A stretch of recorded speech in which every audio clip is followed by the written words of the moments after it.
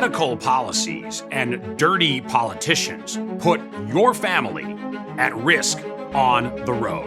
I'm talking about extremists like Gavin Newsom, who frankly don't care if you die in totally preventable accidents, as long as they get to push reckless, unpopular policies that please their narrow base, but turn too many American highways into danger zones, all while raising costs for every single American, from the grocery store to insurance premiums. It's time to hold these charlatans accountable because lives are at stake. Now, in this video, I will show you the evidence, honor the victims, and detail the devastating human and economic costs of senseless policies that please a radical few, but endanger the many. Now, who is put in danger? Well, just about everyone, unfortunately, because these intentionally reckless policies create massive risks for every single American just getting into a vehicle. Now, on top of that totally preventable and unacceptable risk, these politicians, they threaten the livelihoods of millions of hard-working Americans, from drivers all across our land to generational trucking firms whose economic viability is now in doubt, compromised not by a lack of hustle or bad business decisions, but rather by the influence of foreigners and their advocates in high offices across the United States, including Newsom, J.B. Pritzker in Illinois, and Kathy Hochul in New York. Mark Hazelwood has been in trucking his entire life, from growing the massive truck stop chain, Pilot Flying J, to the present day, creating technology for truckers on the roads all over America. So, Mark Hazelwood, thank you so much, of course, for joining us. Now, you've earned a lot of success. You've achieved a lot in the trucking industry, but it didn't start out that way. You didn't start out on third base, did you? It wasn't on third base. I'm not even sure I was in the dugout. But started when I was 13 years old, washing dishes in a truck stop. Worked my way through the truck stop business, and I started Pilot in 1985. We built the company from about 9 locations to over 700. And from about 100 million a year in business to over 40 billion. Wow. I mean, that's a Horatio Alger-like American success story. But you're still active in the trucking world, right? Absolutely. We have 5 different businesses based all around the transportation trucking industry. So you're the perfect person then to ask about what's going on in trucking. Can you first tell me, why are there so many foreign drivers in the United States? It really exacerbated itself just after COVID. Everybody talked about having a supply chain issue. And so the previous administration then went to the blue states, and they quickly set up CDL mills. And within 24, 48 hours, they put these illegals out on the road with a CDL in their hand. The non-domiciled CDL holders went from, I think at the end of the first Trump term, was in the low 200s, maybe upper 180, 190. And now that number is over 780,000 non-domiciled CDL holders. Mm-hmm. So it at least tripled during the Biden years, most of it coming from blue states. And of course, the problem doesn't stay in California because by definition, these trucks are hauling freight all over the United States. Absolutely. And you saw the probably one of the highest profile accidents was the wreck that happened around Fort Pierce, Florida, and California driver, killing people in Florida. Yeah.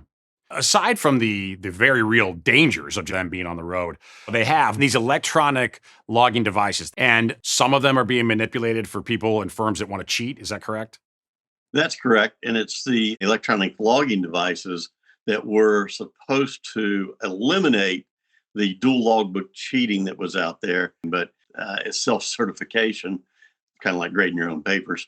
And so, Mark, can you explain what are these logs? What are the truckers logging? They are logging the miles and the legal hours that they can run. They can be on the clock 14 hours a day. They can only actually drive 11 of those 14 hours. And this is for public safety because they need to be properly rested. Absolutely. For the public safety and for their own safety and for the safety of the trucking companies that are putting, their equipment and their drivers out on the road. And how does this then relate to cheating at logging hours?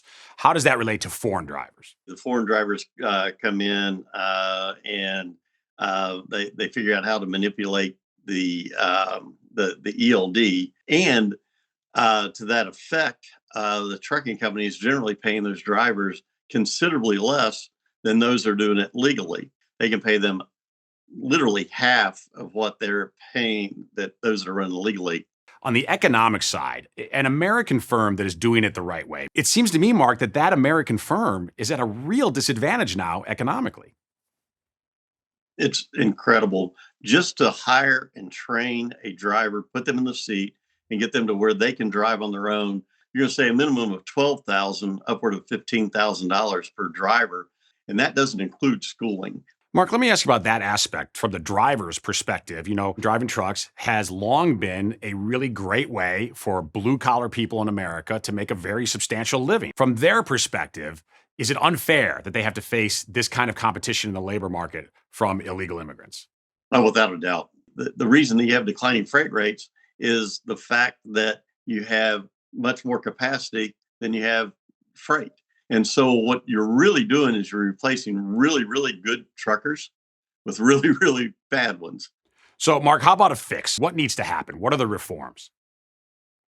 One of the things, first and foremost, is you got to go to third-party certification in a couple areas. And third-party certification, I think, on the schools are self-certified as well. And then you got to go to third-party certification on the ELD. That has to happen. And I know that Secretary Duffy and Administrator Bars are working diligently on these two issues. Okay. Well, Mark, thank you so much for joining us. Really appreciate it. Thank you. Really appreciate it, Steve. Appreciate the opportunity. Now, let's get specific. CDLs, commercial driver's licenses, they're issued by the states, even though federal authorities regulate trucking. In many deeply blue states, standards for getting a CDL, they have all but disappeared. In fact, irresponsible agencies known as CDL mills churn out supposedly qualified drivers who sail through inept screening in places like California. Many of these drivers are foreigners, and many do not even speak English. They literally cannot read our road signs. Yet open borders radicals like Newsom insist that they get a license to drive an 80,000-pound truck anywhere in America. Now, these giant rigs, they power the American economy, but they can also become deadly weapons in the wrong hands. Right now, about 1 in 5 truck drivers in America is foreign, over 700,000 drivers. Some of them are capable, safe, English proficient, and legally allowed to drive here, including Mexican and Canadian drivers who facilitate a massive amount of trade with our neighbors. But thousands and thousands of others, they come from faraway lands to game our system and to exploit us with the eager help of sellout politicians with an agenda. Now let's get to some of the worst examples. In August 2025 in Florida, illegal migrant Harjinder Singh attempted a reckless U-turn on the packed Florida Turnpike. The video of this accident is horrifying. He hit a van and he killed 3 Florida residents, American citizens. Here's local Florida coverage. Video showed that driver, Harjinder Singh, making that illegal U-turn with his big rig. The truck ended up blocking all of the northbound lanes of the turnpike, while a minivan slammed into the truck and then got pinned underneath. 2 passengers, a 37-year-old woman from Pompano Beach and a 54-year-old man from Miami, were killed instantly. The 30-year-old minivan driver from Florida City died later at a hospital. This driver trespassed into America during the border chaos of Biden and Kamala Harris, and then immediately and easily got a CDL in California. Once he killed these innocent Americans, Where did he flee to as a fugitive? You guessed it, right back to so-called Sanctuary, California.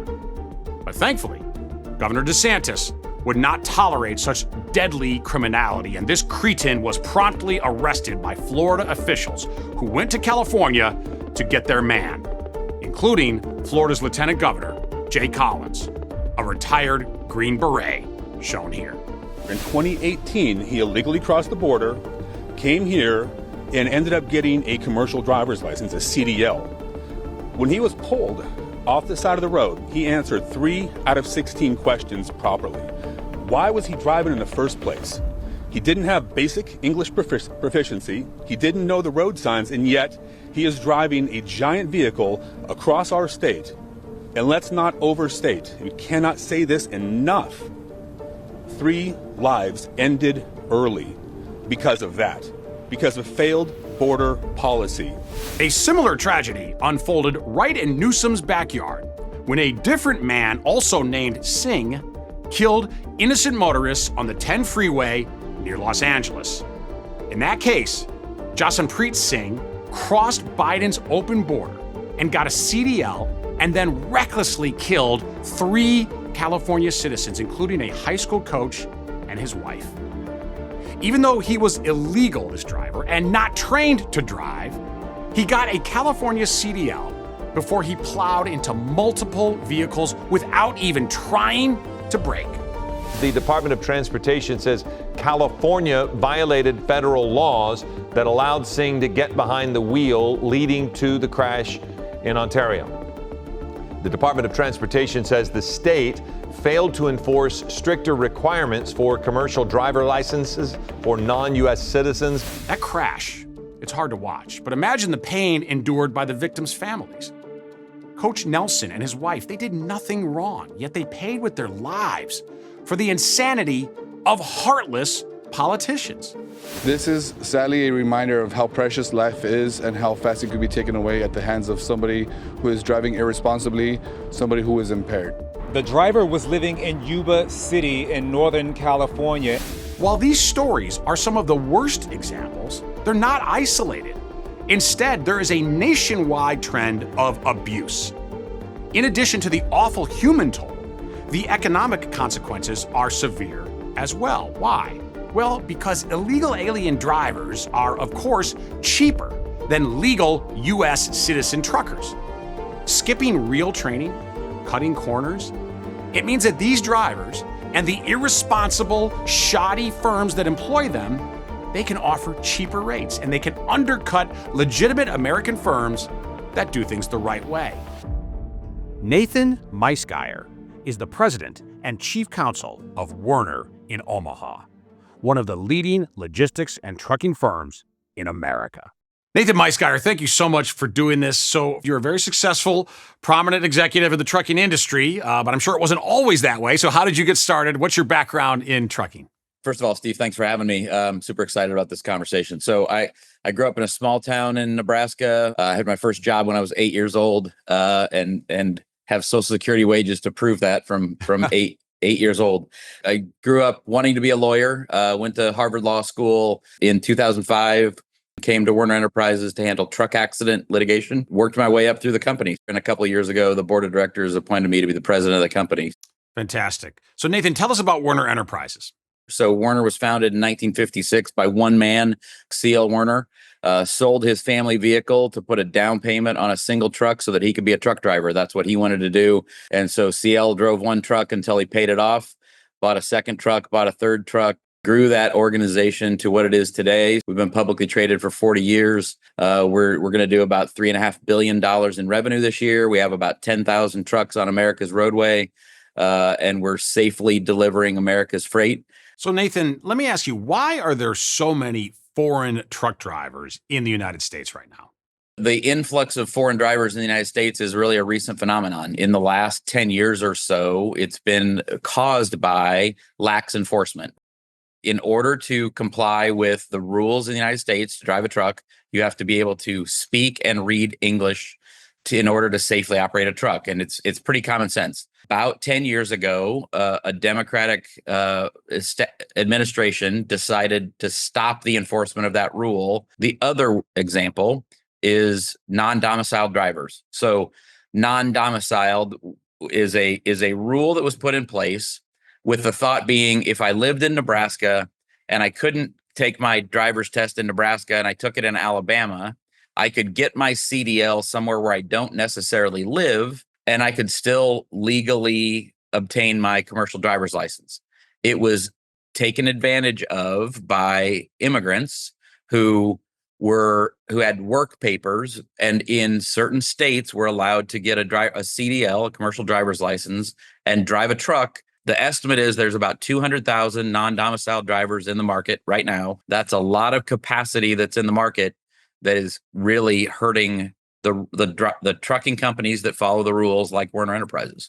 So, Nathan, regarding the economics of this situation, it's not just trucking firms, though, that are suffering. Isn't it actually also American citizen truck drivers? Yep, that's exactly right, Steve. So if you break it down to simple economics, the solo driver who's out there driving and following the rules has higher costs. And so the guy who's breaking the rules is able to price his truck and price his driver at a cheaper rate than the people who are following the rules. And Nathan, regarding some of these states that have been really permissive, that haven't been careful about issuing CDLs, the issue, it seems to me, is that these drivers, once they have CDLs, they don't just stay in those states, of course, right? I mean, by definition, this is an absolutely nationwide industry, correct?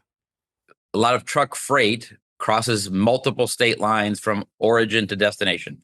And so if you have a CDL from a state that is being overly permissive, that creates capacity and a safety concern in all of the other 48 contiguous United States. And so it doesn't just stay in your state wherever that license was issued. Let me ask you this, Nathan. You know, some of these illegal immigrant crashes have been extremely high profile because they're shocking, and there's video that's frankly pretty horrifying, Americans being killed. Do you worry, as part of the trucking industry, that it gives the whole industry a black eye? Absolutely. So when those accidents are on the opening segment of the news or on 60 Minutes, it's something that we are concerned creates a reputational damage to all truck drivers. So what about solutions? What do you want to see done? What are the reforms that need to happen? Yeah, so the current administration is doing a great job of taking those steps. They have reenacted enforcement on English language proficiency. You have to be able to speak and read English. The non-domiciled CDL issue I mentioned a little bit ago, the administration is making sure that states that aren't taking this seriously are penalized through federal funds being taken away from those states. And that's something that we're thankful for. And again, the current administration are all taking all of these matters seriously for the safety of our motoring public. Okay. So, Nathan, are you optimistic about the future of trucking? I am. I'm an eternal optimist. It's a cyclical industry. It's been a tough 3 or 4 years, but we can see the turn has happened. And again, it's a great industry. Keeping America moving makes us feel like we're all contributing to the great American success story. Yeah. Amen. Well, you certainly are. Nathan Meisgeier of Werner, thank you so much for being our guest today. Really appreciate it. Yeah. Thank you, Steve. And it's not just those lawful, patriotic trucking companies that pay the price. You do. How? Well, mainly through much higher insurance rates.